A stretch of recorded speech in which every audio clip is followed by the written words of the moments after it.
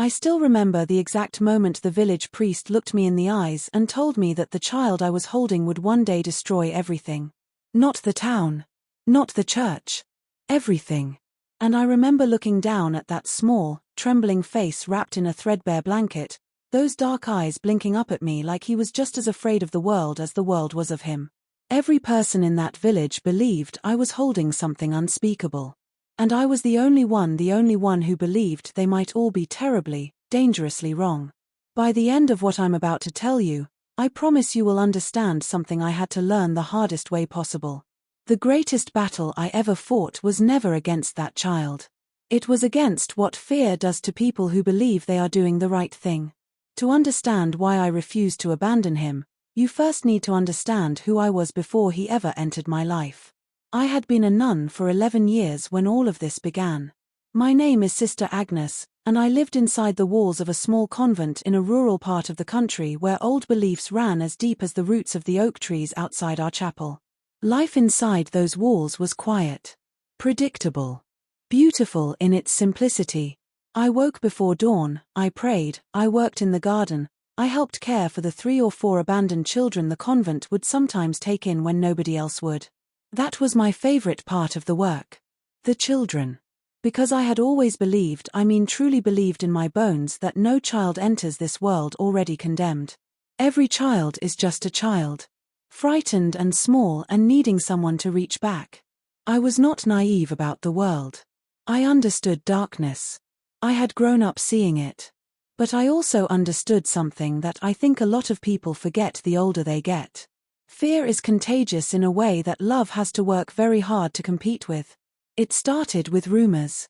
That is always how it starts, isn't it? A woman had given birth alone in an abandoned farmhouse on the edge of town during a violent November storm. She died before anyone found her. The baby survived. Nobody knew who the father was. Nobody knew where the woman had come from. And the circumstances surrounding that night, the ones that spread through town like smoke, those were what broke everything open. People said the storm had behaved strangely.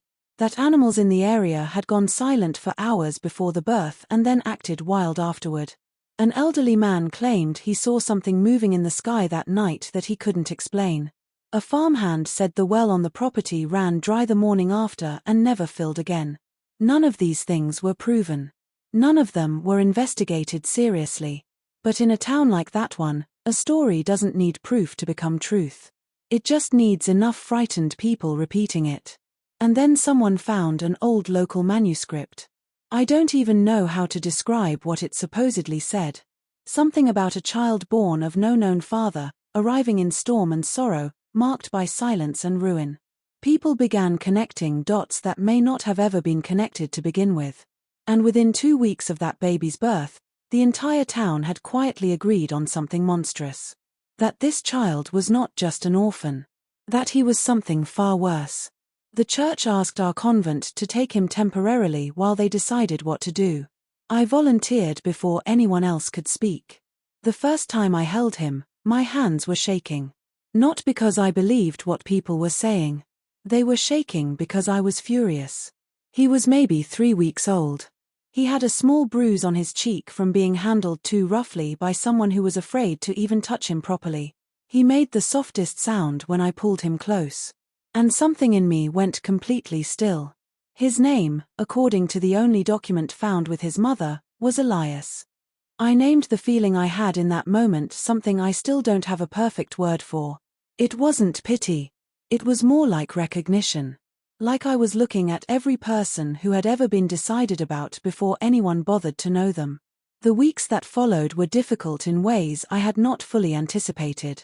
The other sisters were kind but frightened. 2 of them refused to be in the same room with Elias. The priest who oversaw our convent came to me privately and told me that the church leadership was discussing relocating the child. Somewhere remote. Somewhere quiet. The way he said it made my stomach drop because he never finished that sentence and I was afraid of what finishing it might sound like. I told him I would not allow it. That was the moment. That was the sentence that changed my entire life. Because once I said it out loud, I understood that I had made a choice that I could not quietly walk back. I had placed myself between a frightened institution and a child everyone had already condemned, and I had done it knowing full well that being wrong about him could cost me everything: my vocation, my community, my reputation, my safety. And I did it anyway. Because the alternative was participating in something I believed was deeply, profoundly wrong. I formally requested guardianship of Elias through the church. It took months. There were hearings. There were letters written against me. One priest told me directly that my compassion, as he called it, was misguided at best and spiritually dangerous at worst. I sat through every conversation with my hands folded and my heart hammering, and I said the same thing every single time. He is a child. He deserves someone who will stay. They eventually allowed it. I still don't know entirely why. Maybe they believed I would eventually see what they saw and bring him back. Maybe some of them secretly hoped I would. The years that followed were the strangest and most extraordinary of my life. Elias was a quiet boy. Unusually quiet. He would sit and watch things: insects, clouds, strangers passing the convent gate with an intensity that unsettled people who didn't know him. He was brilliant. He learned to read faster than any child I had ever taught.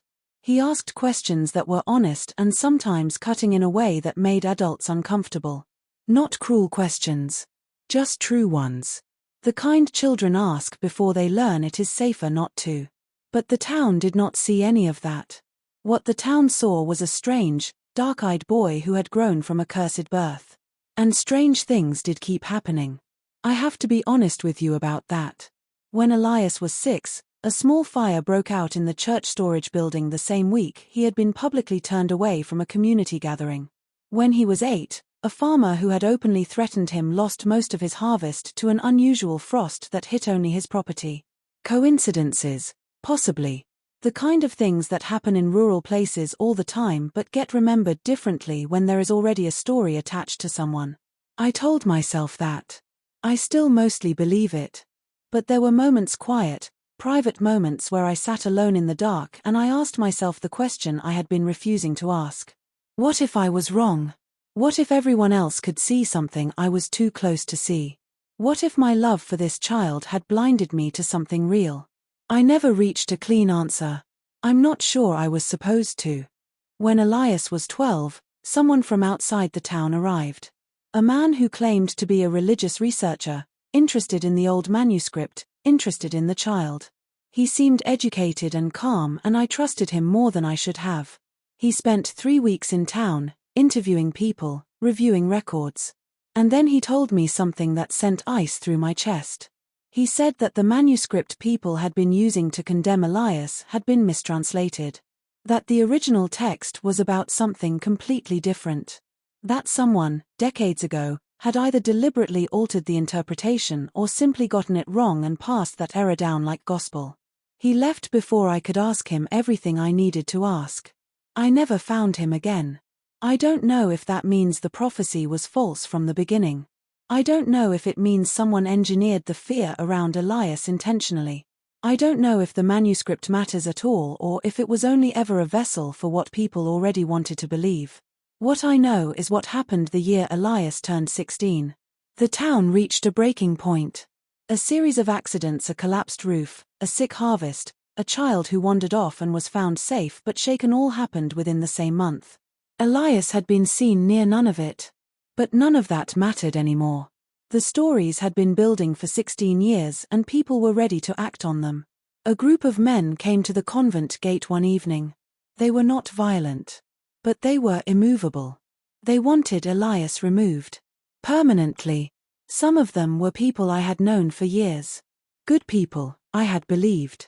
People who sang in the choir and volunteered at the harvest festival and loved their children fiercely. I stood at that gate and I looked at their faces and I understood something in a way I never had before. Fear does not make people evil. But it makes them capable of things they would never otherwise choose. And that is almost more frightening. Elias came and stood beside me. He didn't say anything threatening. He didn't do anything dramatic. He simply stood there, 16 years old, and he looked at those men with an expression I will carry with me for the rest of my life. It wasn't anger. It was something closer to grief. Like he was mourning something he had never been allowed to have. One of the men at the front of the group, a man I had known for years, suddenly stopped. He looked at Elias for a long time. And then he turned around and walked away. And after a moment, the others followed. One by one. Nothing was resolved that night. No one declared peace. No one apologized. But something cracked open in that silence that I don't have language for. Elias left the convent 2 years later, at 18. He moved to a city far away. He studied. He eventually became a counselor who worked specifically with children in institutional care, children who had been labeled, rejected, decided about. He wrote me letters for years. Thoughtful, careful letters that reminded me of the way he used to sit and watch the clouds. He never told me what he believed about himself. About what he was or wasn't. I never asked. That was never the point. What those years taught me is something I think about every single day. The most dangerous thing is not the thing people fear. The most dangerous thing is the certainty that comes with fear. Because once a person is certain, they stop asking questions. And the moment we stop asking questions about another human being, we have already done the most irreversible damage. I gave my life to that boy not because I was certain he was good. I gave it because I was not willing to be certain he was not. And I would make that exact same choice again without hesitation. Now I want to ask you something. After everything I've just told you, do you think Elias was ever truly dangerous? Or do you think the real danger lived in what people had already decided before they ever looked him in the eyes? Leave your answer in the comments. I read every single one.